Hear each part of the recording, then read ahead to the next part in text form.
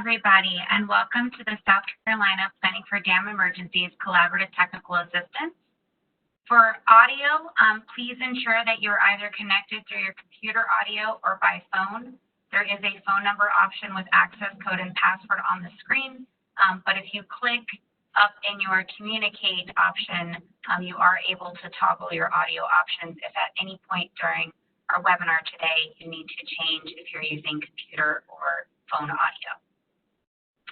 Today's session is session 3, risk and crisis communication strategies for dam emergencies. A couple of housekeeping items. As I've already noted, there's the call-in information access code and password if you need to use the phone for your audio. If you have any technical difficulties today, please email me directly at alicia@yources.com, or you can send a chat to the host and I'll get your message that way. This webinar is being recorded. The phone lines will remain muted until the end of the presentation if time allows. We are asking that everyone uses the chat to log all of your questions throughout the presentation. This way you can ensure that you don't forget any of them. We also might use the chat function to poll a couple of questions in addition to the polling system that we'll be using. If at any point you do send a question or a poll answer using the chat, please make sure and send your message to all participants so we can ensure everyone sees your response. If by some reason we do run out of time at the end of the webinar, we will ensure everyone's questions are answered in writing following the webinar. With that, I'm going to turn it over to Mr. John McCain. John? Hey, thank you, Alicia. I just want to welcome everyone back again for the June version of our webinar. This is the third session out of our, out of 4. So 2 down, 2 to go, and we're glad to have you all here tonight. Again, my name is John McCain, and I'm with South Carolina's Dam Safety Program, which is part of South Carolina DHEC. And I would like to, again, just welcome you and let you know, we've got another great, I think very beneficial session planned for y'all with a lot of good content, especially coming from our partners this time. You'll hear primarily from the Argonne National Laboratory. They have experts on risk and risk communication that will be really giving us some great information today. So again, on behalf of DHEC, I just thank you for your interest in participating in this series of webinars. And again, don't forget we have one more scheduled for July 7th, and I'll be giving a little bit of a bit of what to expect and what we're going to cover and what we've kind of got lined up so far for that session towards the end of tonight's presentation. So with that, I'll let Preston with the National Dam Safety Program take it away, Preston. Good evening, everybody. My name is Preston Wilson, and I'm with the National Dam Safety Program. And I'm just so happy to be able to participate with you all in this again. We think crisis communication and risk communication is very important. It's very important that you have the right alerts and warnings, the right notifications, be able to communicate to the right people at the right time, especially in emergency situations. So we're looking forward to our team giving you a really good presentation and giving you some really good information today. So thank you.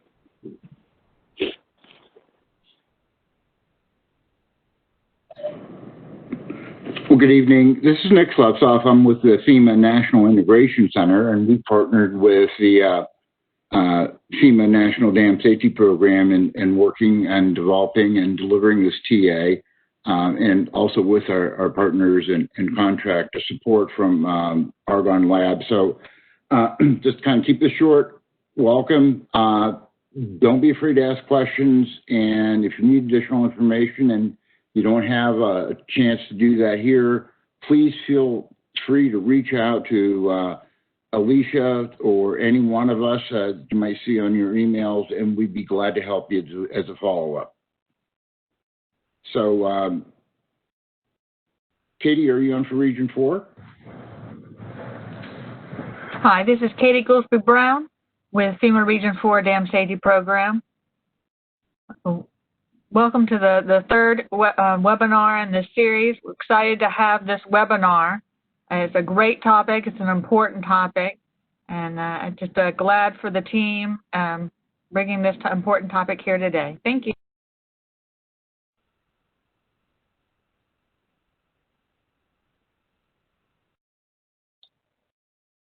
Hi, so this is Molly Finster. I'm from Argonne National Laboratory. John, can I ask that you advance to the bio slide? Yes. And then I can introduce myself and my colleague, Carol. So I am an environmental systems scientist and engineer at the Decision and Infrastructure Sciences Division at Argonne National Laboratory. I've been working with FEMA and the National Dam Safety Program and the National Integration System or Center for a couple of years now. And we've been providing a lot of the technical assistance behind the technical assistance program. I'm going to be one of your speakers tonight. And now I'd like to pass it over so Carol Freeman can introduce herself. She's going to be one of our other primary speakers tonight.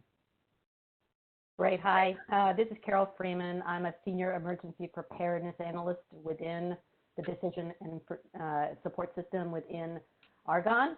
I've been working with the National Integration Center for a couple of years as well. My focus area is community resilience and risk communication, so I'm really thrilled to be with you tonight.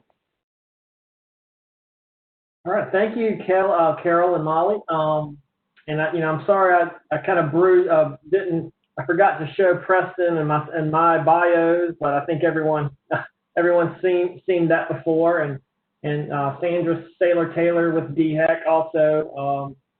Sandra's Sandra and I are going to kind of take a back seat tonight and let the Argonne National Lab folks take it away with their presentation. I just wanted to, so we do our agenda for tonight, dam safety and risk and the public consciousness. One of the topics, and the public consciousness is definitely aware of dam safety, especially with in light of the incidents in Michigan recently. Communication complexities, communication strategies to motivate action. An important topic. Where when you have a vulnerable population, and you need action to be taken, whether that's evacuation or just to be informed. Some strategies to help be effective in that. Risk communication when minutes matter. Which, and of course, with dam failures or potential dam failures, minutes are generally the time frame. Minutes and if we're lucky, hours are the time frames we're talking about. And then lastly, next steps. What to expect with session 4 and closing remarks. That's our agenda for tonight. Again, just to reiterate what this series is about, so our goal for this entire series of webinars is to increase the knowledge and understanding of our HOA dam. That obviously that particular subset, is we've identified from early on the unique challenges and needs of the HOAs and POAs that own dams. So the dam safety terminology, technical concepts, and especially emergency management practices. We want to try to convey that information. So our objectives have been to help you gain a better understanding of these concepts and terminology and relationships that come into play during a dam emergency. And learn about operational and maintenance requirements for dams so that they function properly and safely. And again, gaining an awareness of the unique challenges that come with HOA ownership.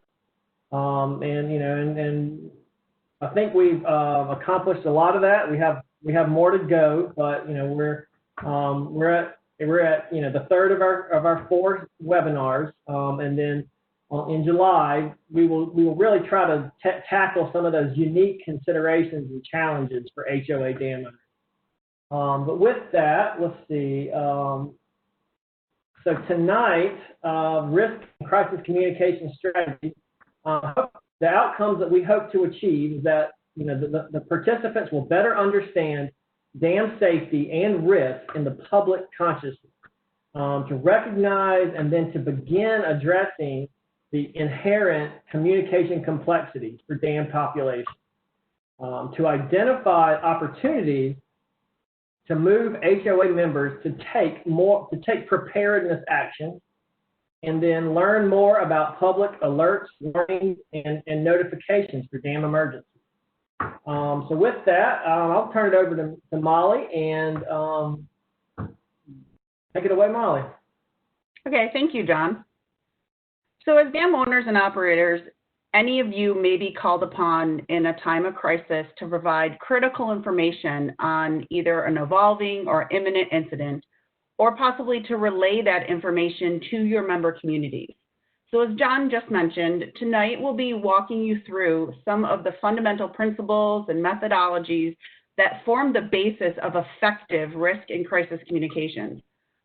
These concepts are science-based and have been proven time and time again in practice and during real-world situations. So we do want to emphasize that although we are here to specifically discuss dam emergencies, a lot of the topics, concepts, strategies, and practical applications that we'll be presenting tonight are really applicable to all hazards. So occasionally you will hear us using some other hazards in order to illustrate our point. But first, let's start by introducing you to some basic concepts and terminologies. Here we go. So let's start at the beginning. What is risk communication? There are many definitions of risk communication out there, and this is one by the World Health Organization. We really like this definition because it appreciates the fact that risk communication is a two-way effort. People are not just receptors of information. They won't simply receive or take in the information you provide and automatically do what you ask or make some kind of informed decision based on the knowledge that you provide. It is really a two-way process of engagement. People will make their own decisions. When people are more informed, they will make more informed decisions. So the goal of risk communication is to help the people make those informed decisions by providing them with the best and most effective information possible. Risk communication includes all types of messages and interactions, anything that really relates to risk and decisions. So risk communication can include announcements, it can include instructions, alerts and warnings, and even preparedness messaging. So anything like that. However, we really do need to consider that there's much more than the sheer knowledge of risk and the appropriate action that someone needs to take. While this is critical, these are really not sufficient to change a person's behavior. We really need to consider what people know, believe, and see. Those three things lead to what they do. So as this graphic illustrates, risk communication is really just one component of communicating and conducting outreach with the general public. So why is risk communication so important? The answer is simple. Risk is part of everyday life. Around the country and the world, we are seeing continuing weather events that are threatening our communities. For example, of particular concern to dams are extreme precipitation events that can overwhelm your storage and design capacities. We're also seeing a trend of more and more people living in coastal areas and at the wildlife and urban interface. This will also put them at greater risk for a number of different hazards. There's also the continued risk of man-made hazards and terrorist attacks, not to mention the ongoing COVID-19 crisis. So before we move on, I'd really like to make a distinction between terminologies of risk versus crisis communication. In general, risk professionals and the general public don't share the same concept of risk. So as mentioned previously in a session, I believe it was session 2, Preston Wilson from FEMA's National Dam Safety Program told us that risk professionals really see risk as a combination of factors. It's the threats that they're faced, the relative probability of that threat actually occurring, the performance of your asset, such as a dam, when faced with that specific hazard, and then the consequences of that asset usually not performing as designed. So in the worst case scenario for a dam, that would indicate a breach or a failure. On the other hand, the public generally views risk in terms of outrage. They tend to overestimate risk when outrage is high, even though the hazard might be low.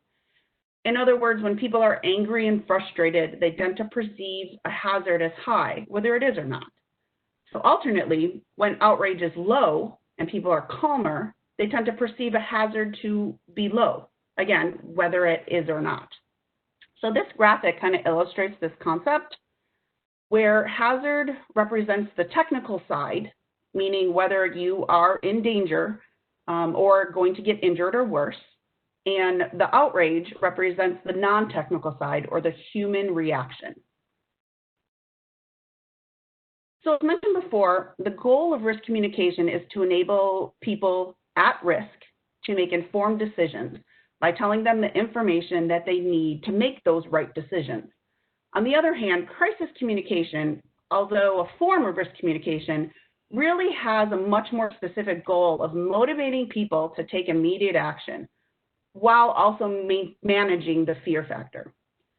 So in general, you can think about risk communication as applied to prior to an event, and it traditionally focuses on information presentation, persuasion, strategic messaging. Again, you want to empower decision-making of the people you're trying to communicate with. Whereas crisis communication focuses on providing those key facts that the public and the people need during an unexpected incident or emergency, something that requires an immediate response.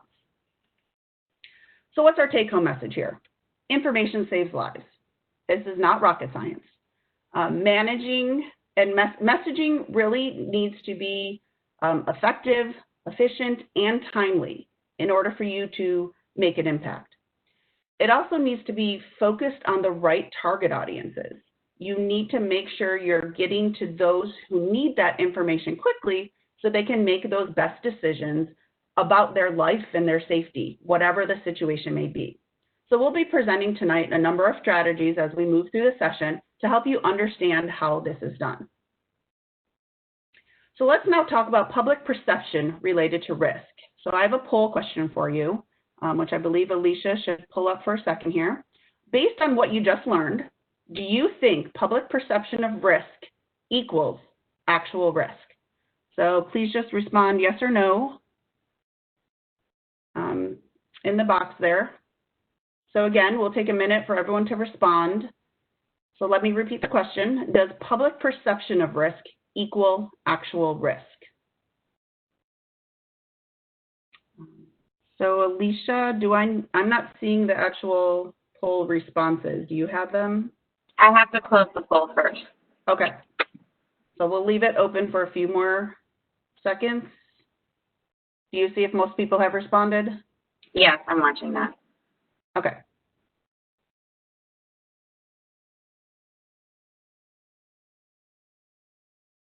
Okay, why don't we go ahead and close the poll? We're almost to the time.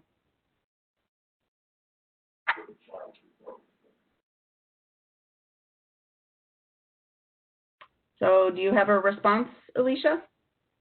Yes, it's generating. Okay. Okay, well, we'll see if most people are right or not. Yes, very good. The majority of people got the right answer. So the answer is no. Okay, so certain aspects of risk can either increase or decrease people's concern. And the level of concern might have very little to do with the actual level of risk. So let's look at some research. So research has shown that the types of risk which raise concern tend to be those that are unfamiliar, such as the recent COVID-19 crisis. That's a great example. Those things that are uncontrollable or involuntary, and those things that are catastrophic. So concern is also raised when people do not trust the individuals or the institutions in charge. On the other hand, the types of risk that lessen the concern are those that are familiar. So those that we are able to control. Also risks that are voluntary or where we assume something by choice. Smoking would be a good example of that. A lifestyle choice where you're assuming the risk. And also risks that are perceived to be long-term.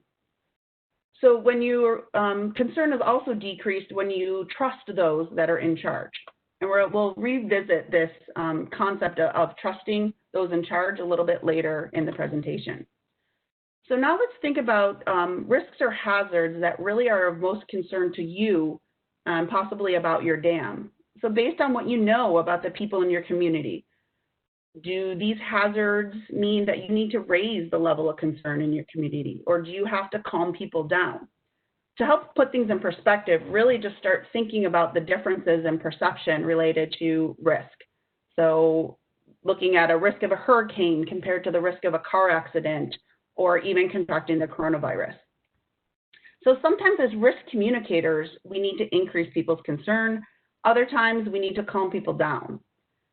But while comparing risks can help people understand the magnitudes of risk, it really doesn't solve all risk communication problems.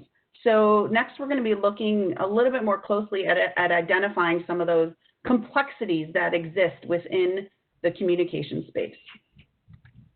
But before we move on, I just want to briefly kind of consider where dam incident or emergency may fall just in general on this list. So in general, the idea of a dam incident typically will raise people's concern because it's perceived as uncontrollable, involuntary, and quite catastrophic. I know that would depend upon the size of the dam that we're considering, but in general, it's quite a catastrophic issue. However, often individual experiences or their background or possibly their exposure and knowledge of dam risk can change a person's perception of that risk. And it can also change how they choose to assume that risk. And so that will bring us to our next section, and we'll go into that in more detail. Okay. So next we're going to look at some of the complexities that are involved in communication. These are the things that affect how people receive, interpret, and translate your messages, so your communications. This statement is really the underlying lesson that we hope you will take away from this section of the presentation. The same things mean different things to different people. So think about that. The same things mean different things to different people. So let's discuss some of the reasons why this is true. This image shows some of the many different reasons why the statement I just said, the same things mean different things to different people, is because there are complexities that you need to consider whenever you're communicating, especially when you're talking about risk. And we're going to walk through a lot of these individually so you can have a better idea of the perspective we're coming from. So culture is comprised of shared values, attitudes, and practices. It's the fundamental assumptions and beliefs around faith, religion, and the environment in which a person lives. So whether people want to accept it or not, where you grow up, how you're raised, what you are exposed to, the people that you hang out with, they all work together to form your specific perception. It forms your biases, your stereotypes, and even your prejudices that affect the way that you think, feel, and process things in the world. So in other words, your cultural experiences really impact how you see the world. This concept is often referred to as unconscious or implicit bias. So everyone has it, and this bias seeps into everything we do, whether we are conscious of it or realize it or not. So when you're speaking to someone, it's really important to understand that what you're saying is being filtered through their culture, through their unique set of experiences. and your words or your message can end up meaning something totally different than what you thought you were initially communicating. So culture is a big communication complexity that needs to be considered when crafting and sending out messages. Misinformation, this is another big one. So misinformation is misleading or not fully accurate information. So we'll get into the next slide, the difference between misinformation and disinformation. So misinformation is not intentional. It's just something that someone has gotten wrong. Misinformation is also generally shared not with bad intentions, okay? It's, for example, maybe someone will share it unknowingly, thinking that they are helping, but they just end up propagating the misinformation. We see this every day. We see this whether it be in the news or even our conversations with other people. It can be as simple as getting facts wrong or just not having a full story. Again, misinformation is not malicious or intentional. It's simply a mistake or the communication of bad information. I can provide you an example related to a dam. Someone from outside your community happens to be walking or driving by your dam during what could be a controlled release from an emergency spillway. So your dam is functioning just as it was meant to function. However, they see and then misinterpret the release as a failure or some kind of breach. Their subsequent communications will contain misinformation about your dam.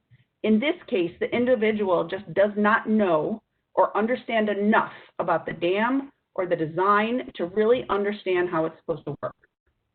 So it's important not to only be aware of this misinformation out there, especially when it comes to social media, but to also kind of actively monitor and correct it, particularly when we're talking about a dam-related incident. So on the other hand, disinformation is very different. Disinformation is the intentional communication of false information. This is typically done with malicious intent. Disinformation is by no means new. It has been around for centuries. Another name for it, very popularly, is propaganda. So it has been used as far back as the ancient Greeks, and it has frequently been used over the last century, particularly during wartime. A good contemporary example of disinformation is the concept of fake news. So people are putting out fake information intentionally to try to skew what you believe or to get you to take one particular side over another. Especially with the proliferation of social media, anyone can appear to be an expert. Anyone can get online and be a critic. Anyone can create a news story or even a full website that looks legitimate, but really is just full of disinformation. So you need to consider disinformation when communicating. And most importantly, you need to understand if people are receiving disinformation and if that needs to be corrected. So moving on to socioeconomics. This is not something that people usually want to think about or talk about, but in reality, money makes a difference. Low-income people think differently from middle-income people. Middle income think differently from high income. We respond differently. We act differently based on how much money and the types of resources that we have available to us. Money changes a person's perception and the way they think and react to information. So, for example, when communicating an evacuation order, you really need to take into consideration if the people you are asking to leave actually have the means or the resources to leave. Do they have a safe place to go if they do leave? Some of these people may be facing a tough decision of having to leave everything they own and everything they value behind with the potential of never seeing any of it again. Okay. So another thing to consider is history. People are more likely to take action if they have experience or a history related to some kind of hazard, whether it be personal or maybe through someone they know. For a South Carolina example, if a person was around in 2015 during the historic floods that resulted in multiple dam failures across the state, they are probably more likely to take a flood warning seriously and to take action during another event.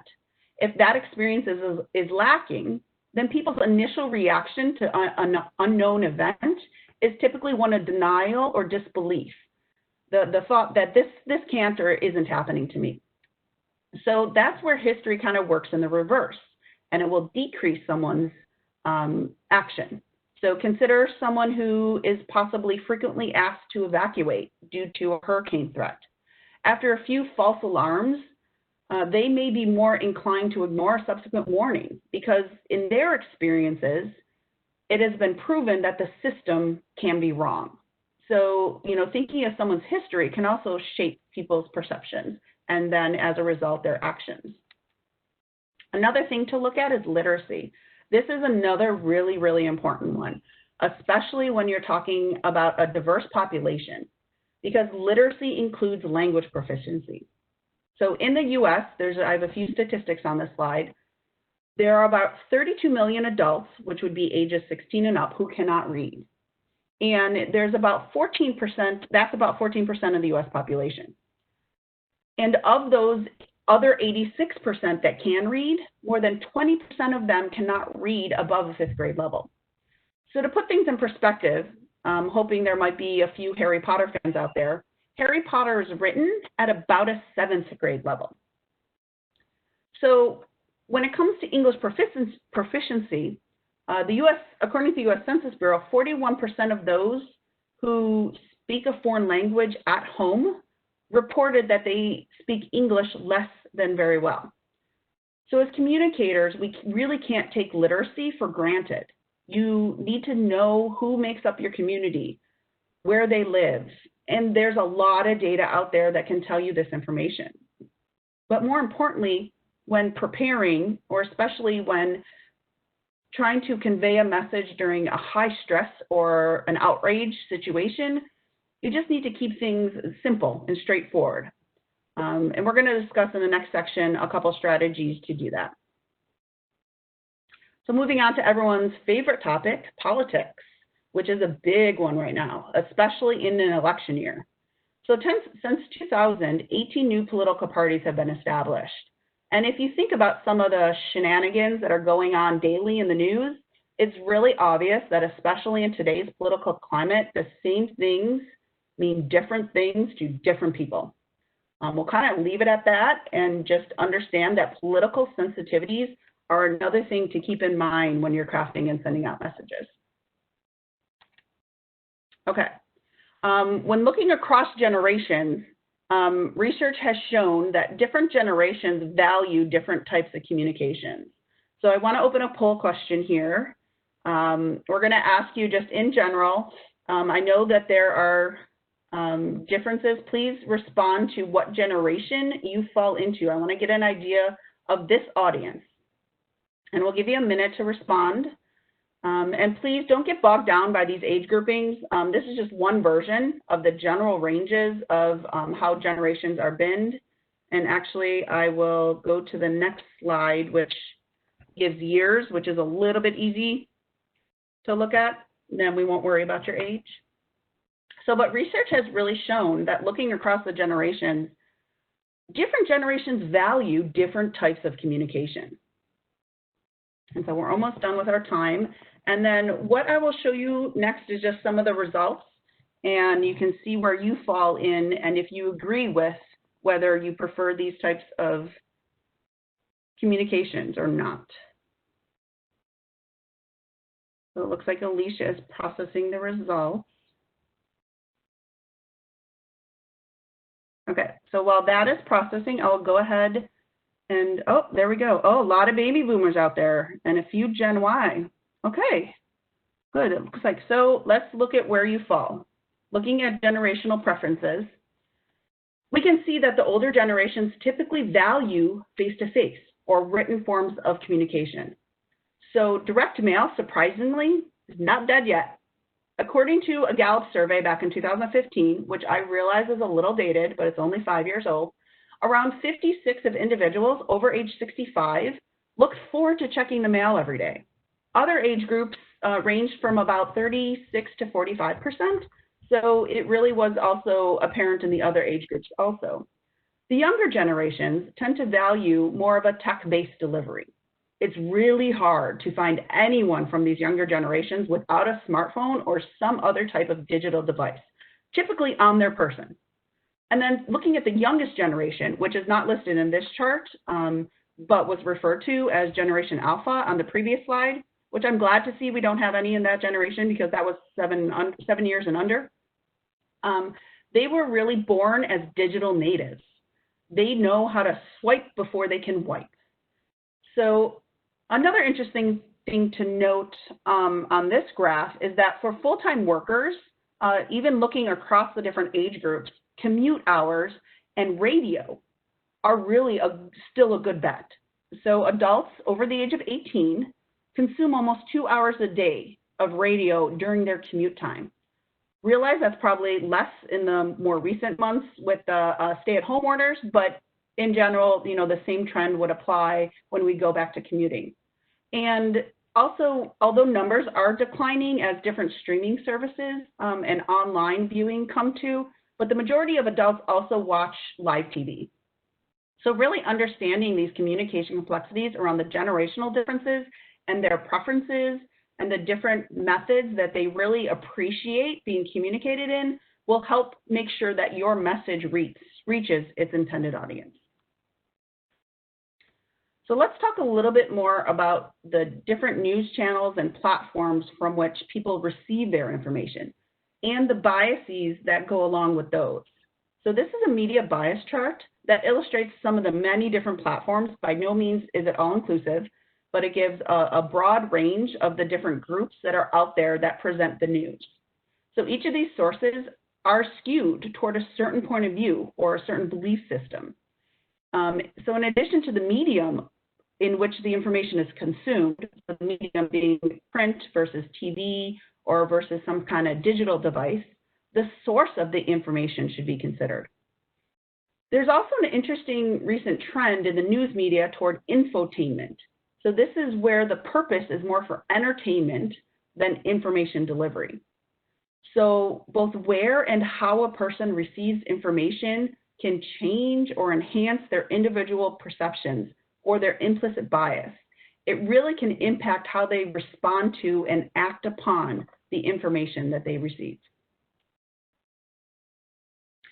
So I've mentioned social media a few times, and social media really has changed people's information, their expectations. The immediacy and the speed of social media allows users to send and receive information from multiple channels at once, and many people value this. However, there are many challenges with social media, especially going back to the myth and disinformation. So rumor spreading and even citizen journalism, where there's no fact checking or quality control associated with articles that go out. So social media use or really misuse has definitely been in the spotlight lately in, again, our current political climate. So I've mentioned perception a few times, and I'll probably continue on mentioning it multiple times throughout this presentation, but perception is another huge communication complexity. To put it simply, it refers to the way that you take in the world through your own frame of reference. This weaves back to culture, it weaves back to the generation you were born in, and really beyond that. It comes from your opinions and the beliefs that you have formed around a topic or around something. So many of you have heard the phrase, perception often becomes reality. But also keep in mind that perception does not always equal the truth. So for example, a person may perceive they are not in danger. Maybe they do not have any knowledge of a dam that is upstream of them, or if they know it is there, they don't fully understand the risks that are associated with it. So as a result, they may decide not to evacuate because their perceived reality does not put them in danger. They work off the belief that their house can't be flooded because if you don't know the risk is there, you don't perceive the danger, and they have no personal history with it. Also recall from earlier in the presentation, I really highlighted the fact that information saves lives. So as a homeowners association, how you are perceived can impact how much people trust you. It can impact your credibility and you as a worthy and accurate source of information. So perception is both the way people perceive other people, and the way you are perceived. There's also a lot of communication complexities surrounding the timing of a communication, the time of day, the stage in an event, so whether it's before, during, or after a situation. Maybe it's the situation that a person might be in at the time that they receive the information, how they feel, or is thinking. All of these things can impact their reaction to your message and the way that people make decisions. So, for example, if it's the middle of the night, people are going to react slower versus if something happens in midday. Or maybe if it is midday, they're at work or they're driving, so they can't immediately read or receive a message and take the appropriate action. So wrapping up this section, let's kind of look at the big picture and think about all the complexities that come into play here. Culture, history, literacy, information source, delivery method, timing, perception. All of these complexities interact with one another to inform what people do, and more importantly, what they don't. So when it comes especially to an emergency situation. And a good way to think about it is, how would you explain dam safety or a dam emergency incident to a parent or a sibling or a child or a grandparent? Really think outside your own experiences and get a different perspective. Think about what you know about your association members and your communities at large, and really work to incorporate all of those complexities into your own specific risk communication plan for your dam in the case you do have an incident or an emergency. There's another saying that people don't care how much you know until they know how much you care. So research has also shown that in high stress or high concern situations, people do not often value facts, but if they trust you and you speak to them on a personal level, then they're going to value what you are saying. And I know my colleague Carol, towards the end of this presentation, will be talking much more about crafting messages later.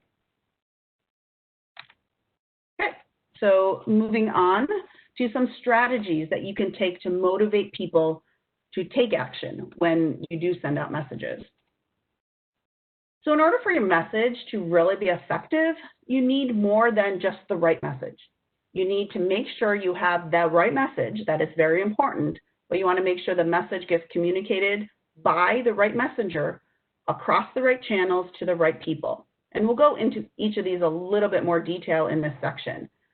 And as risk communicators, you need to consider, the informational needs and the methods that will best match the characteristics of your affected audience.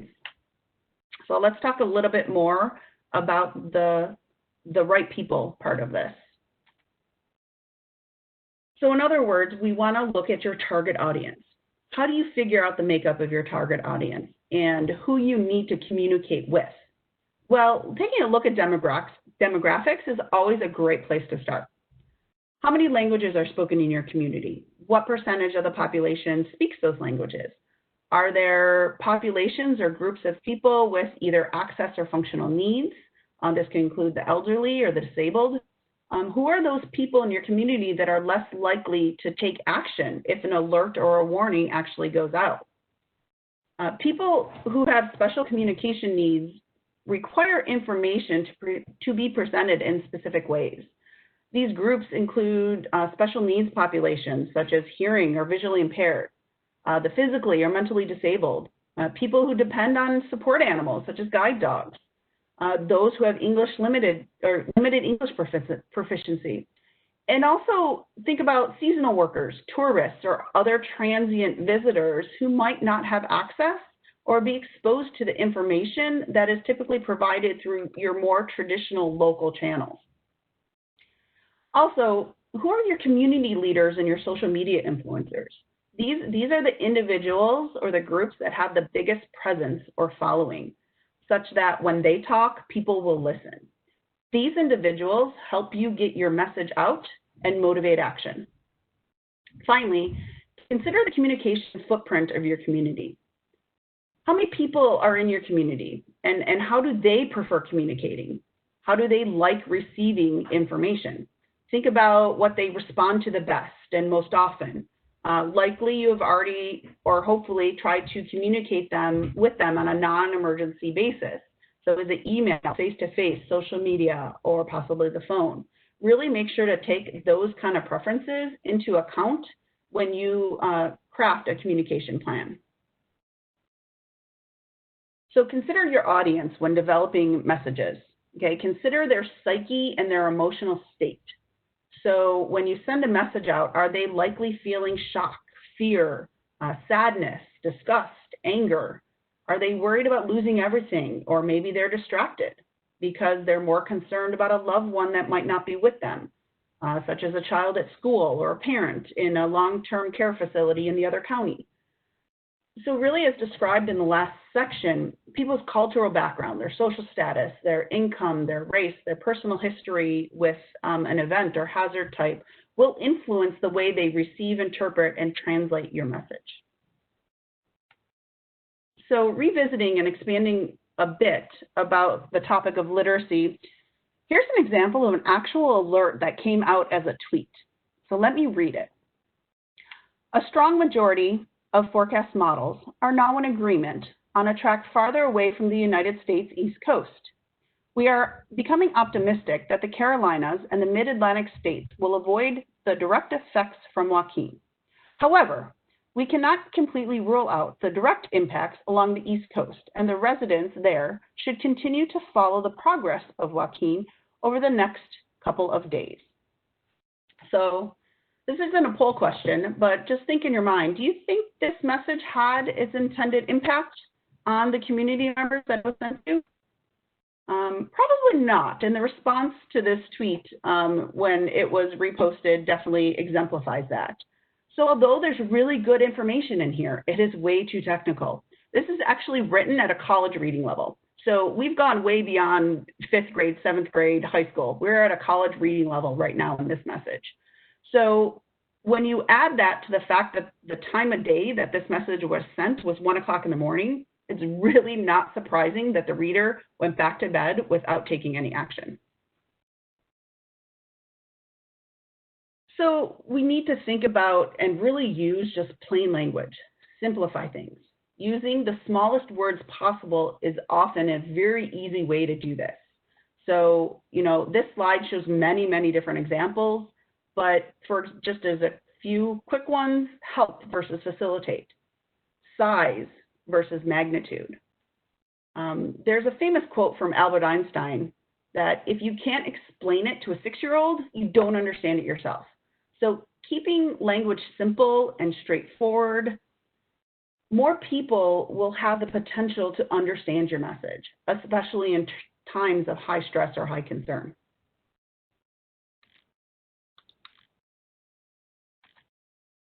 Sorry about that, my slide wasn't advancing. So let's talk about the audiences that you're trying to reach.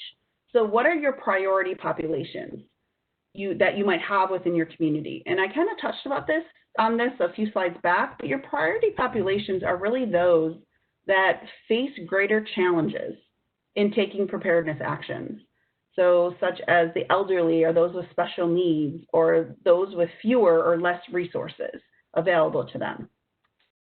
And the key to realize is that there are individuals and groups out there within your community that can help you reach these priority populations and help you deliver important information and important messaging. These include community, business, school, faith leaders, and the agencies that have been established to help provide ongoing support and help to these different populations. So I have another poll question for you. And this is pretty specific to the emergency evacuations. Who do you think are the most trusted messengers for delivering an emergency evacuation? So we have a whole bunch of options off to the side. There's no right or wrong answer. Everybody has a different opinion. I'll give everyone a minute or so to respond. And then what I want to show you are some results from the National Center for Disaster Preparedness Survey. So again, who do you think are the most trusted messengers for delivering an emergency evacuation message? So I don't see a time, Alicia, going on. I took the time off since you Oh. keep telling me when to close it. Just let me know when you're ready. Okay.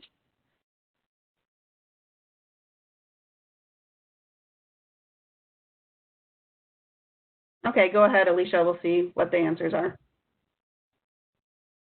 So while we're waiting for those to process, we can look at the results from the survey. So we can see based on the National Center for Disaster Preparedness, it indicated that residents really were more likely to evacuate when the message were given from traditional authority figures. For me, this is somewhat reassuring, and I see that, great, the audience does seem to agree with the outcome of the national survey, so that's nice to see. And I'm wondering if our FEMA participants chose FEMA, so that's interesting. So what we really see is that, why is this the case? So why do people traditionally go to the authority figures that they know? Well, it comes down to trust. People tend to trust messengers that they perceive as credible, reliable, competent, honest, and fair.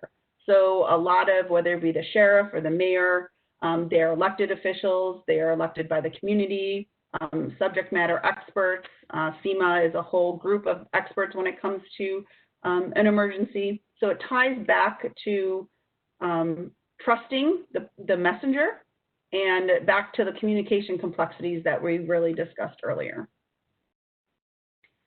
But don't forget about family and friends. So this is really important to take into consideration. There was a survey back during Hurricane Ike in 2008. These were interviews from evacuees in Galveston, Texas. And the result indicated that the influence of family and friends was approximately equal to that of the authorities. So working that social media and the social networks is also important for having the right person communicate the message to those that need to hear it. And so briefly, let me touch upon the right channels to reach your audience. And we have kind of talked about this a little before, so this is hopefully review. We identified your target audience. We talked about the trusted messengers who will deliver, or even better yet, amplify your message. And then we want to think back to the discussions about the different channels that are available for you to send your message out. And this goes back primarily to the discussion about your generational differences that we talked about and what everyone's preferences for receiving information. There's also other factors, though, to consider. One example would be the timeliness of the message and the message length. So Twitter offers you a quick response platform, but it limits the number of characters that you can use. On the other hand, a traditional news briefing or news story allows you more time to get your message out, more content to get across. It also offers more of an option when you start talking about visuals to support your point. But it's harder to really update that type of briefing on a regular basis, especially when you compare it to some of the social media platforms that are out there. So switching over to disaster preparedness and how people primarily get their information, according to a 2018 FEMA National Household Survey, 43% of people primarily get their information from the television, typically from news or weather stations. About a quarter of the people primarily receive their information via the internet or a smartphone or some kind of other smart device, and then less from these other sources. So this really wraps it up for me. I know we're going to defer all questions to the end, so if you have any questions for me, please feel free to type them in the chat and we'll keep track of them. But right now, I would like to pass it on to my colleague from Argonne. Carol, take it away. Great, thanks so much. Can everyone hear me? Yes, you're coming across fine. Okay, great. All right. Can you give me some control? You have control, Carol. All right, it's not advancing, so let me try the other way. There we go. So we want to talk about risk communication when minutes matter. So the purpose of this section is really to talk about urgent threats and disasters. We want to continue to encourage people to prepare when the risk is not urgent, because people who are prepared can act more quickly. We want to maximize the number of people who receive warnings. And then we also want to maximize the people, when they receive the warnings, will act quickly based on those warnings. So what's the bottom line? As Molly mentioned, extreme precipitation is affecting dam safety. And we know that what people do or don't do in response to dam safety events can have enormous consequences. So alert and warning messages that the public receives, understands, and will respond to will save lives. Dennis Milletti is an academic that has been studying warnings and protective actions for about 30 to 40 years. And he really has created 3 buckets of time. One is the time between when a threat is detected and when a warning is issued. And that would be issued by your emergency management agency. So we're really not going to focus on that today. But there are 2 other buckets that you can really affect. And that is the time between when a warning is issued and when people receive that warning. And we're going to go into that. The other bucket is when people receive the warning and when they start to take protective action. So let's first talk about what are the channels for alerts and warnings. What are their benefits and what are some of the issues that each one of these channels has? So the first one is the wireless emergency alerts. I'm not sure if any of you have received those, but these can be sent directly to phones that are in specific cell tower areas. So they're really geo-targeted, and the new ones can be very effective because they allow 360 characters. And we're going to talk about that. The problem is that not all jurisdictions have signed up to be able to deliver these wireless emergency alerts. And that some of older phones still only get 90 characters, and that's really limiting the ability for that warning message to be effective. Now, many of you probably are aware of the reverse 911. And that's where your county system dials your landline phones with a message. And it's capable of providing pretty detailed messages to a pretty detailed area. The problem is that users are trending away from landlines. I don't know about you all, but I would bet many of you have disconnected your landline and don't really respond to it. I know that's the case with me. So this one is really important. Many counties have opt-in systems so that people can register their cell phones or their emails and customize preferences for the kinds of alerts and warnings they want to receive on these devices. The problem is that reach is limited to those who register. Many counties also have social media accounts that they use in emergencies to alert people on Twitter or Facebook or other social media accounts to what's happening. And it has been said, this is great because it's a very quick form of communication, and then people can share those tweets to their networks pretty easily. The issue is you're limited by the followers that you have. Finally, door-to-door can be very effective, but you need the staff and you really need the time to accomplish that. So John was great, and he actually helped create a survey that was sent out to a lot of counties in South Carolina. And this is a summary of what we got back. So as I mentioned, very few counties are able to send out a wireless emergency alert message. A few more are researching it, but only 3 in 12 were an authority. And they really are reluctant to use them. Regarding reverse 911, most are using a code red system, which is great. And they said that they just knew that they had to be consistent in the message language, and that they did get negative feedback if people received a message and felt like they were not going to be affected by that threat. The Code Red system offers that opt-in capability to allow people to register, but they found it's difficult to persuade people to sign up. Social media, so most counties, but not all, are using social media for emergency notifications.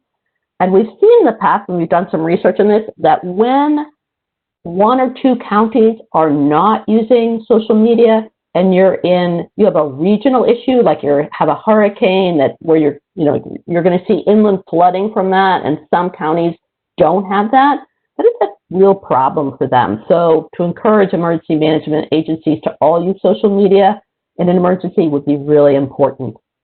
And then finally, most have a website and use their homepage, but only a few, in fact, only one provided English and Spanish language. So as Molly was saying, it's really important to understand if you have a lot of Spanish-speaking residents, that they may not be able to know really what's going on.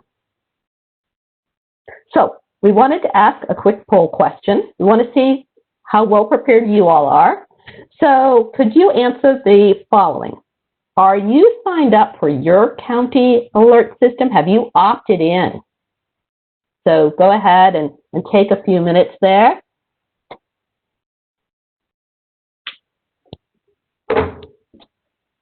So as most of you know, this is really to me that this opt-in system is one of the best that you'll have. You really want people to get that immediate, direct notification. Okay, Alicia, you want to share the results?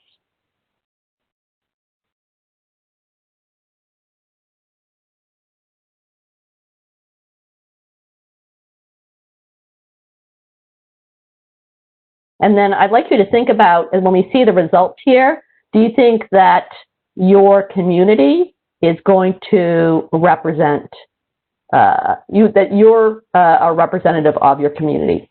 So we see here that 10 out of 24, so that's less than half, have signed up, and 5 are not sure. So I think this, to the extent that you are really reflective of your community, I think this is something that we'll talk about how we can work on. So the next one we'd like to ask you is, are you following the social media accounts of your local emergency management authorities and of the National Weather Service local office? So I think it's Columbia, South Carolina is the name of your local National Weather Service weather forecast office, and they put out a lot of information on social media. And I'll give you an example in a little bit about what they did for Midland and how important it was for people to be following those accounts and getting that information. Okay, Alicia, want to close out the poll there, and let's see what the results are. One of the things to say is that research has shown that people use social media very differently before a disaster or during a disaster. So emergency management agencies will see a spike in social media followers because people really want that immediate information. So again, we're seeing that relatively few people are signed up, 6 out of 17, and 10 are not signed up. So I would really encourage you, as people who are supporting your HOA community, to sign up for these events so that you are in the know on these things. So let's talk about a case study of how to get people to sign up. I want to sort of share a couple of communities and what they've done. So Arlington, Virginia actually did a very interesting thing. They thought about, should they be thinking about getting more people to sign up, or was it more a matter of getting the right people to sign up? So they did a research study to identify the characteristics and roles of people who tended to share information. They worked with Virginia Tech to do this. And what they found was that the characteristics of people who shared information with their community were people who, and this won't surprise anyone, people who are conscientious, people who are extroverts, people who trusted, people who had an emotional attachment to their community. So then they did sort of this analysis where they sort of put it through a system that would help identify the characteristics to the kinds of careers that those people had. And they found that teachers and people who were involved in training, in entertainment, in healthcare, they were the type of people who would share those alerts and warnings with their community. So they really targeted their outreach and to get those people to sign up for alerts and their opt-in systems. Another campaign, and a lot of these happen in South Carolina, so you may have heard of them, FEMA put on a Prepare-a-thon campaign. And this is really to encourage community-wide participation in a specific preparedness activity around a hazard. So most of these we're talking about tornadoes, but as part of that, they encourage people to opt in to these reverse 911 systems, to get those announcements on their phone, etc. So they might pick a day and have schools, businesses, hospitals, local governments participate in a Prepare-a-thon day for tornado safety, to conduct a drill, to sign up for their opt-in systems, to really get media coverage and to take messages home. So it was really pretty cool what they did. You know, Buncombe County actually had the reverse 911 send messages, encouraged people to opt in. Spartanburg had a phone bank that called residents and businesses to sign up. They got 700 residents signed up in a day. And Whitfield County really reached out to the high school students and got them to do PSAs and to get people in the school to sign up and to take it home and have their parents sign up. So just like we talked about, we want to have this poll question. So really thinking about your community. Who are your community influencers? Do you have school leaders? Do you have faith leaders or non-for-profits? Are there large employers where people in your community work for large employers? Are you a community influencer? So take a minute and fill out this poll, and let's hear from you about who you think your community influencers are.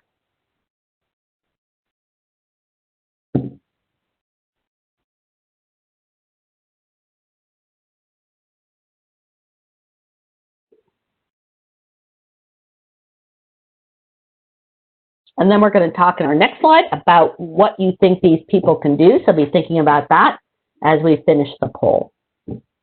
Alicia, why don't you go ahead and close the poll this time, and let's see what the results are.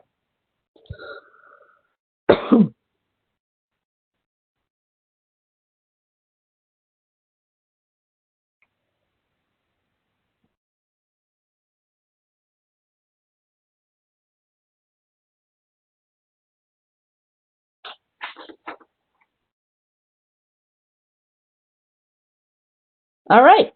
Okay, so we've got faith leaders and business leaders and HOA. I'm glad to hear that. And some school leaders. And then some others as well. So not so much on the not-for-profit. So that's really interesting. And we can share all of this with you after the meeting as well.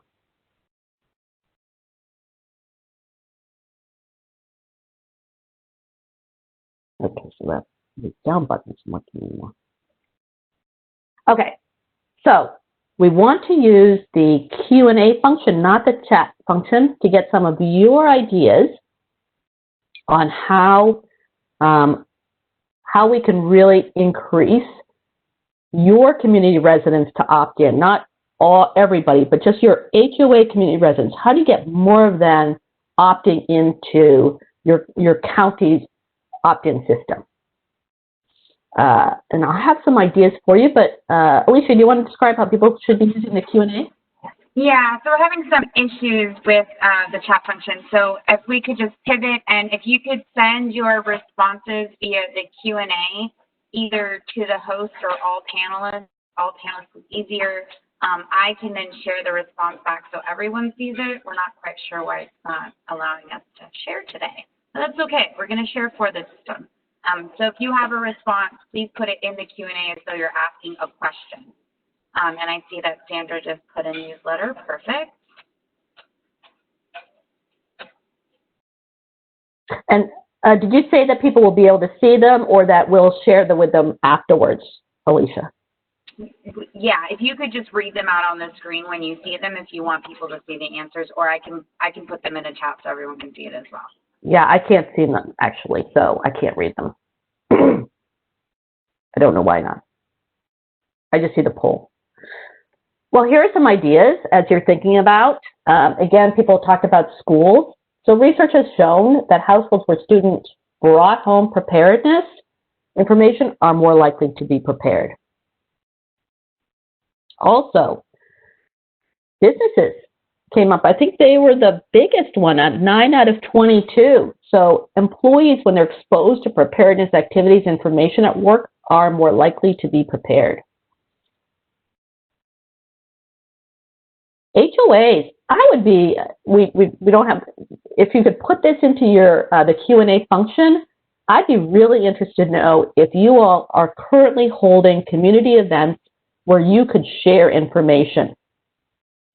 You know, so that you could have a preparedness activity as part of a current HOA community event, or if you'd be willing to hold one. And then others where faith leaders can advocate for both self and community preparedness. You know, faith leaders are out there every day trying to engage with the community. So often they could be really interested in providing preparedness information and getting people to opt into your alert and warning, local alert and warning system. Alicia, I've seen things that have popped up, but are you seeing anything that's thematic? Yeah, so you have to open up your chat or your Q&A to see the responses, but just to share the responses we've gotten: newsletter, link sent to phone, local radio and TV announcement, Facebook private HOA page. Okay, great. Okay, that's great. So if your HOA has a Facebook page, that would be great. A newsletter, if you put out a newsletter, that's great. Oftentimes there's like a severe weather week that you could use as a way, as a platform for conversation and things like that. Great. So that really wraps up sort of how do we get more people to opt in so they get those direct alert and warning messages. And now we want to pivot a little bit and let's talk about those behavioral delays. So as we mentioned in the very beginning, the fact that someone gets an alert does not necessarily translate into immediate action. There are issues that arise before people are willing to act, and we want to sort of go through those now. First of all, we know that people who are prepared already are able to act faster. When people realize that they are at threat, when they're facing a real emergency, their ability to process new information slows down. So we know it's really important for people to have prepared in advance, to actually go through that mental exercise of thinking about what they would do. The rehearsal of it is really super important. So before a disaster, we would want people to know their evacuation routes out of your HOA community. So discussed and practiced a household emergency plan to prepare a stay or go kit so they're not in that moment trying to find all their medications or the important documents they need to have. We want them to have access to alert and warning systems already so they're getting it directly and not getting text messages that they haven't already heard from. And if possible, if your community does it, to have participated in a drill. We're seeing that in a lot of wildfire communities now, that they're taking the time to actually have a drill to make sure everybody can get out and knows evacuation routes. We want people to then take the action to evacuate using the evacuation routes, to implement their household plans and to listen to alerts and warnings, And then afterwards, actually, it's really important for people to know how to stay safe when they re-enter. A lot of things happen in flood waters. Oh, I'm going to apologize for my dog. They need to reunite with family and then initiate recovery. FEMA did a really interesting survey after Hurricane Sandy. And one of the big findings was people really felt they were not ready for recovery. They had no idea the documentation that was so important to initiate that recovery process. So really thinking about that beforehand is really important. So FEMA, as Molly mentioned, FEMA does this household survey every year, and there are some statistics that we think you'll find interesting. So not surprisingly, based on the polls we've done to date, with you all, less than half of the households in the U.S. have an emergency plan in place. And from your perspective, even worse, only 1 in 4 have a plan that would really have focused on how to leave the community for an evacuation. So we have a poll question for you. Thinking about your HOA residents, do you think they are more or less likely to have an evacuation plan than the national average? So do you think they're more likely to have more than 26%?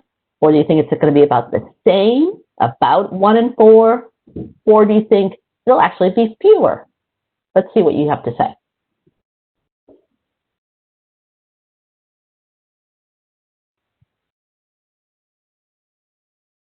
And then we have a couple more findings that we'll go through as well.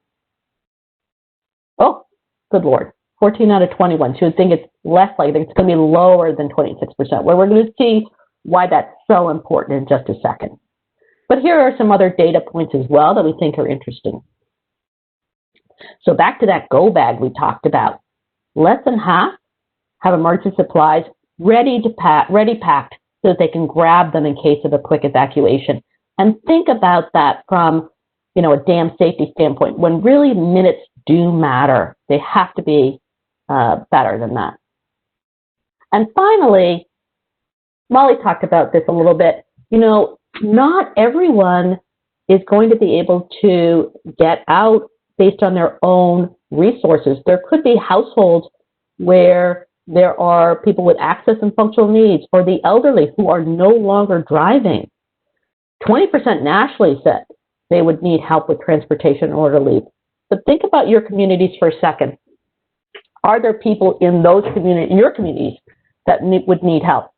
Do you think they talk to a neighbor so that the neighbor knows that they'll help take them out? Or, is there other means of transportation for those? Have they signed up for a county capabilities so that the county would know that they need help in transportation? Really important to think about. You don't want to leave anyone behind. So I said that I would show you why this is so important. So this is a tweet sent out by the Weather Forecast Office that was responsible for the area of Midland. Now, I don't know if you can see what I sort of highlighted in yellow there on your screen, but let me just read it to you. So this is the National Weather Service saying, this is a life-threatening situation. Seek higher ground now. So think about that. Now, 10,000 people had to be evacuated because of those Midland dam breakages. Think about if only 1 in 4 people had thought about how they had to get out. That leaves too many people having to think this through at a time of crisis. So we need to think about what could you do to increase the household in your HOA to have evacuation plans. Again, let's use that Q&A function to see. Go ahead and start filling it out if you can, and I'll give you some ideas as well while you do that. So perhaps you could contact your local emergency manager to develop and distribute evacuation maps based on your inundation maps. That would be very cool. some Wapak communities have started holding evacuation drills and getting media coverage of that to really bring that whole community together.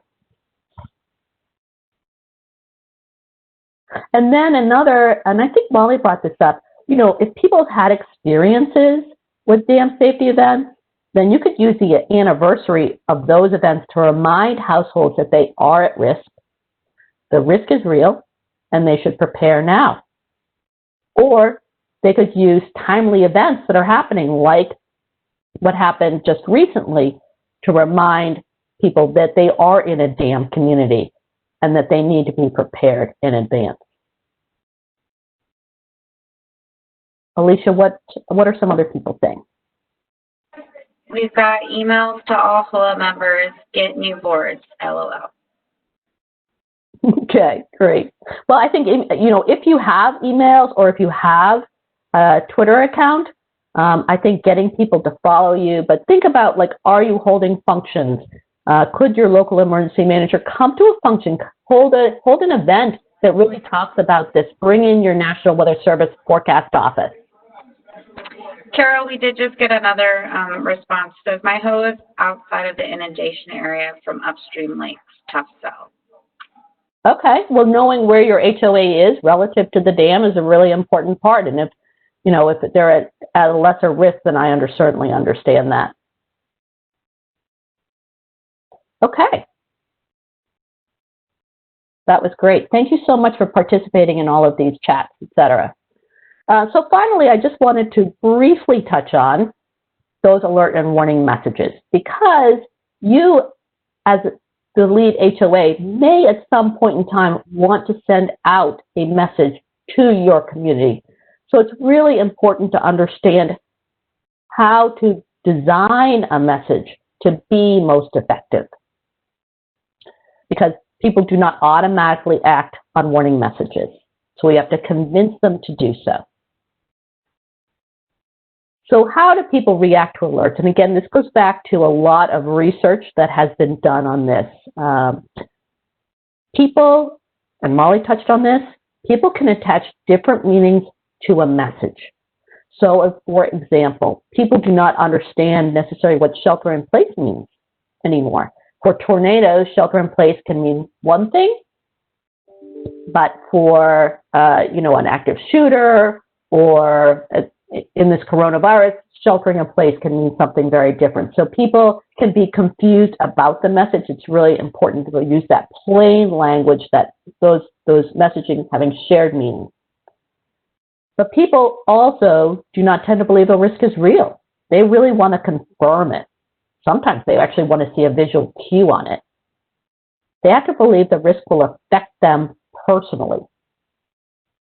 And I think the comment by the person who just talked about the tough sell based on where the HOA community is exactly that. People have to believe that the risk could affect them personally, and they're going to want to confirm it. So they could confirm it by information seeking, you know, turning on the news, phoning a friend, looking outside, all those things, of turning visual cues. So people really are not going to take the first message they receive and act on that message. Milling is something that probably is not a term that comes up every day, but in the research, this term really is one of the major things that delays implementation. So people have uncertainty. They want to confirm the message is real. They want to search. They really are wanting to search for more information. They want to confirm. They want to sort of talk it out with other people. They want to check out. They want to see what their neighbors are doing. And they want to think about how the threat could affect them and their property. So there are some key message characteristics that can reduce milling. The first thing is that source of the message, that local, familiar, trusted source. Don't try and introduce a new acronym right away. So this could be you. We talked about HOA as an influencer. So think about your role here. and how, if you are going to be a trusted source, how do you use your platforms, how do you get people to follow your platforms so that they do see you as that trusted source and they're following you and will get your messages. Describe that threat or event in plain language. Molly talked about this, and I'll give you an example in just a minute. You don't want to use technical terms. You want to use familiar landmarks and known physical boundaries. And I think this would be something that you could do in advance. So when you look at your inundation maps, really think about what are the familiar landmarks. So if you mention those in a message, people would know exactly where that is. When you talk about the protective actions, you really want to focus on those actions needed for health and safety. You can create urgency by using qualifiers and capital, by saying now or immediately. That can really help people say, whoa, this is important. It really gives them that urge to act, which is what you want. And then if you can explain why the action will actually affect their health and safety, that's called response efficacy. It can be very helpful. Adding in expiration time is also good, but not as important as getting that, timing for the protective action out there first. And then there's some other things. Shared meaning, things that Molly really talked about, making sure that your language is at 6th grade. If you can add links to trusted information sources to validate, that can be really helpful. Then people don't actually, that'll minimize that milling time, because that link to the website or link to the National Weather Service local forecast office and their tweet, give them that ability to get that second confirmatory message faster. Maps that increase personalization can also be super helpful. So here's an example, and I gave the example of a tweet because this is something that you could send out. No, you don't need to say who's sending it, because that's obviously coming from your Twitter account. But here's a dam breach example. Flash flood warning. You want to give the name of the dam that the community would know. You want to say what the threat is and possible consequences. So, flooding has begun. It's going to get worse. You have rapidly moving water that can reach 6 feet in height. That should tell people that's a lot of water and that's too high for them. So you want to evacuate now, all caps, from an area that it would be familiar to them. You want to tell them where to evacuate to. Obviously not to drive through floodwaters, because most of the deaths from flooding do occur from people. And finally, then when the message expires, and you could attach a map image to that. So we're continuing to get some good Q&A in. We will compile all of that and we will share it with you. But I think as Molly even started out, I'll sort of close it out. So getting the right warning right away matters. Wireless and modern emergency warning technology is fast, but it has to be delivered in the right way as well. You want to engage your trusted community leaders to get people to prepare, to reinforce the need, and to amplify the message. You want to include the information within the message with the information that people would otherwise search for to minimize their delay. And you want to use all the channels available to you to maximize the number of people that will actually receive the alert in a very timely way. Any other key questions or takeaways? Alicia, I don't know if you want to do this through the Q&A function, or we can open it up to both Molly and I. And others. Yeah, everyone could just continue to use either the Q&A function or the chat. I'm getting them both, and then I'm happy to say them out loud and also share them in the chat for everyone.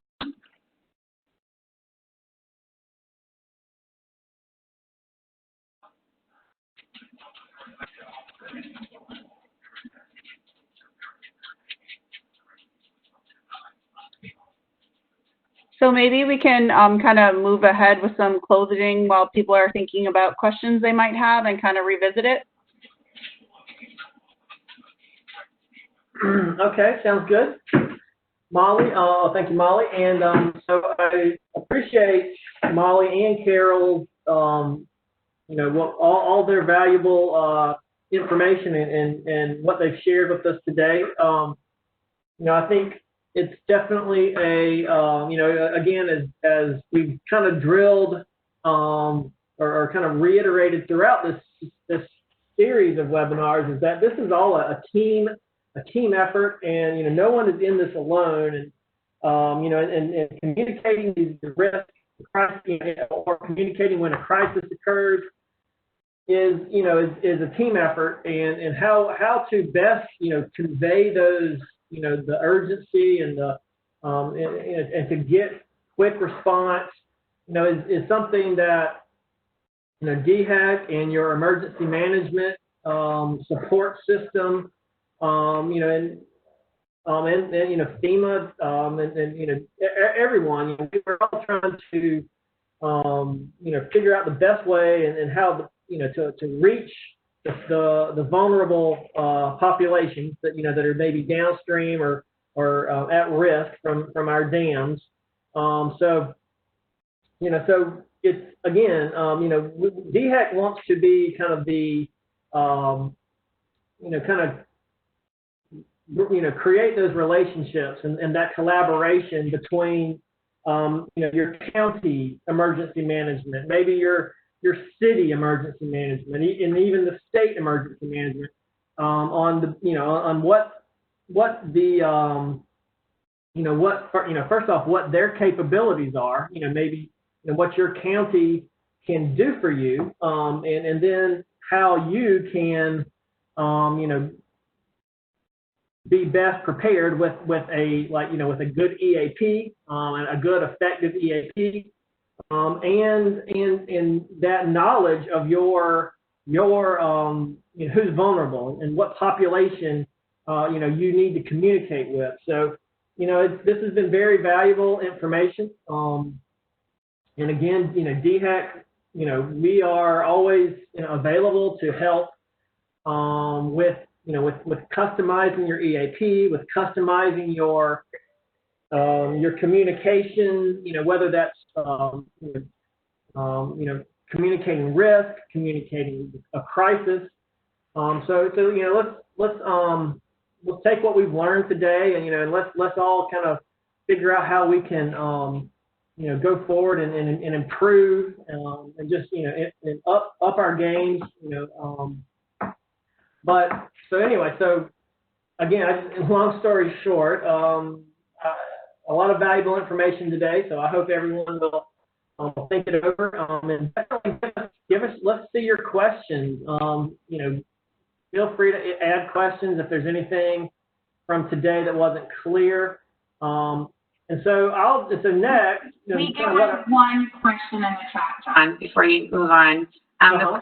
The question is, are EAPs filed with DHEC accessible online? The answer to that is no. We don't make these EAPs accessible, like online, you know, for instance, to the public. But we do, you know, we do want to share them with the people that need them.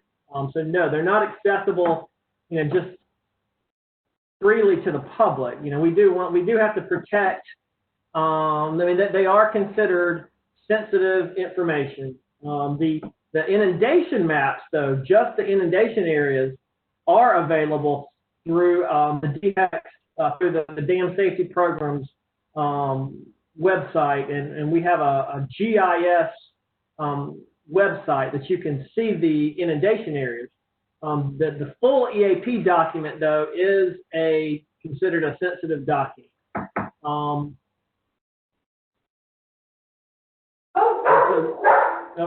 dogs are barking. I'm sorry, everyone. But so I just want to talk briefly about what to expect for next month while folks continue to submit their questions. So next month is one I'm excited about, where we're really going to try and drill down and really focus on what we've been saying all along, are some of these unique challenges and unique considerations for HOAs. And so we hope to provide some information and maybe some clarity on some of these common or but unique to HOA legal and financial issues. Maybe learn some best practices that some of you or some of your other fellow HOAs may want to share, success stories, I guess to say. We want to share with you some various resources or partnerships that can help you with repairing and maintaining your dams. So one thing I do want to ask is before we wrap up and get back to the question and answer, is for this last session, I just want everyone to please, if you have things that you want answered, if you have any questions or expectations for this last webinar, please email me. I think you've all received emails from me, or you can email the response at dhac.sc.gov email address. Just let us know if there's specific things. We're going to try and talk about some of the liability and responsibility considerations we touched on in the first webinar. We're going to try and bring in some attorneys and financial experts to talk about ways to fund repairs or to fund maintenance on your dams, and also maybe ways that your covenants and bylaws could be maybe optimized or just made. Maybe they're still stuck in decades old and just need to be updated and made current. So those are the kind of things to expect. And again, if you have specific requests for the fourth, our last webinar, just email me and I'll be happy to see if we can work some of that content into our last session. So with that, Alicia, you want to? Yes, we have a couple comments and questions. One was just a comment. Our dam was recently reclassified and we're finishing our EAP. Very informative presentation, and today's info put a little perspective on our national situation. Thank you. The next question is the EAP form currently on DHEC's website the current format DHEC wants?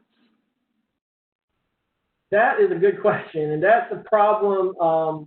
Yeah, if you go to our website, the form you'll find is only a 5-page form. And I think we mentioned previously, we can still accept that form. We're still, and it's a good way to get the information to DHEC. But we've in the past, 3 years have we've introduced a new template that's a much more robust EAP. And the reason it's not that newer, more larger document is not on our forms page is because of the bureaucracy of government. To get that document made into a form has been a process that I don't want to really get into, but it's long story short, we would prefer, and we can provide anyone that wants it, the newer, larger template. It's a more robust document and has a lot of valuable appendices. But the short 5-page form that you'll find on our website it's still accepted. But we'd rather work with you to get it into our new template. So I guess a long-winded way of just saying, let's probably better just to reach out to us directly, and we can work with you on getting that EAP into the right format. I don't remember seeing a report on the 300 most dangerous dams. Is there a link to this? That is kind of a misnomer. So what that is, and I mentioned that, I believe, in either the first webinar, the 300 or approximately, it's a little over 300 dams that we have evaluated, and they're all high hazard dams to start with, but high hazard dams that pose the greatest risk. And we've talked a lot about risk, and that list is that ranking is still a work in progress, and it's something we hope to finish up here in the next few weeks, primarily because we have a grant application that kind of depends on it, and so we're kind of under the gun, I guess, to finish that up. But we are putting the wraps on it. We're doing some final kind of QA, QC of that data. And so I can, I know a few folks have asked me directly, and I think I've responded directly to a few folks with, regarding if your dam is on the list and whatnot. But if you're a high hazard dam, if your dam is a high hazard dam, it will eventually be assigned a risk score. But like I said, we're putting the finishing touches on that. So so just be patient with us. It should be just a matter of weeks until we can have that finalized list.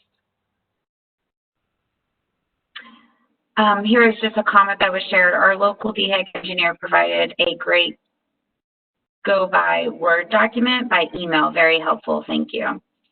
The next question is it possible to meet with the DHEC representative to review our EAP?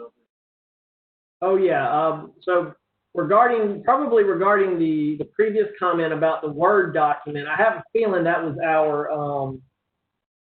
that was probably the larger, more expanded EAP template that is a Word, Microsoft Word format document. So we can provide that as a blank document for you to start with. We can also help you by pre-populating that document with the information we have on file here at DHEC. So we can start. You can get a I don't know, a 3/4 or 80% complete document that we can do that for you.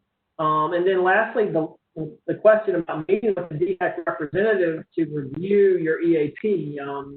Yes, that is definitely something we would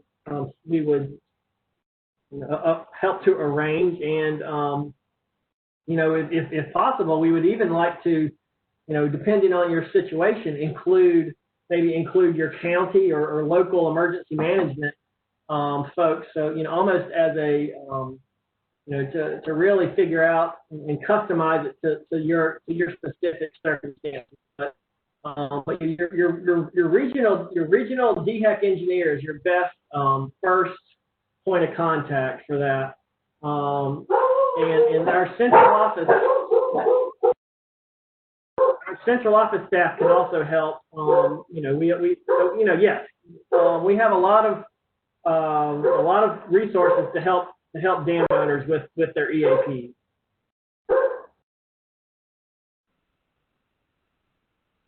Any other questions? That's all we had.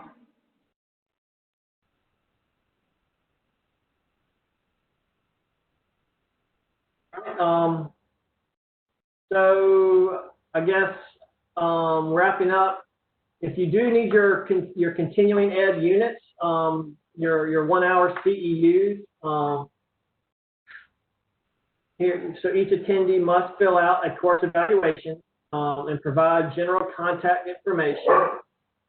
And then, so after the course, you'll receive an email from Alicia with a link to that evaluation, and then just complete that by next Wednesday, the 10th, and then you'll receive your CEU certificate. So with that, I guess we're pretty much done unless anyone else has questions. We do have a little bit of time. If there are any final questions, but I just want to say from DHEC, on behalf of DHEC, I just thank you all for your continued interest in this webinar series. Again, if you, for the final webinar in July, definitely reach out. Let us know what your questions, expectations, or whatever. Just let us know what you want to get out of our last session. I definitely want to make it. I definitely want to definitely service everyone's what your specific needs are. I want to try and help service that. So that's all I have to say.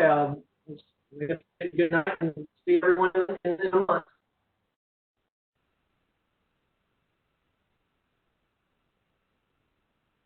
Did we have any additional closing remarks from any of our other partners on the phone? This is Carol. I guess I would just say that to the extent that you're meeting with the local emergency manager, as John was just referencing, that includes some of the discussion about the opt-in alert and warning and what they could do to help those residents understand their risks and prepare and make sure that they can get those alert and warnings in a timely way.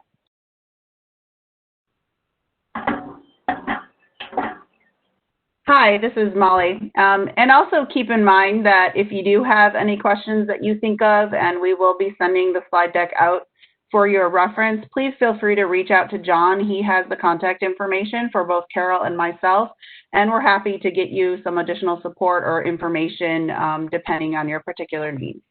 So thank you everyone for participating, and have a good night. Okay, thanks guys. Preston, Nick, Katie, do y'all want to say anything? I'm good, thanks. Okay. Thank you, Nick. Yeah, just Thank you, and have a good evening. Thank you, Katie. yeah, just real quick, just want no, we put a lot of good information out for you all, and with today and the other 2 seminars, and please make sure that think about how you can put those things together. All right. So, and because they all do connect. All right. Thank you all. Thank you, Preston. And with that, I guess we're done. So have a good evening, everyone. And again, feel free to reach out to your DHEC staff at any point regarding EAPs, regarding working with your county emergency management. We're here to support you in that regard. And again, let John McCain let me know if you have anything you want to hear about for next month. And with that, I guess I'll just wish everyone a good evening, and thank you for joining us.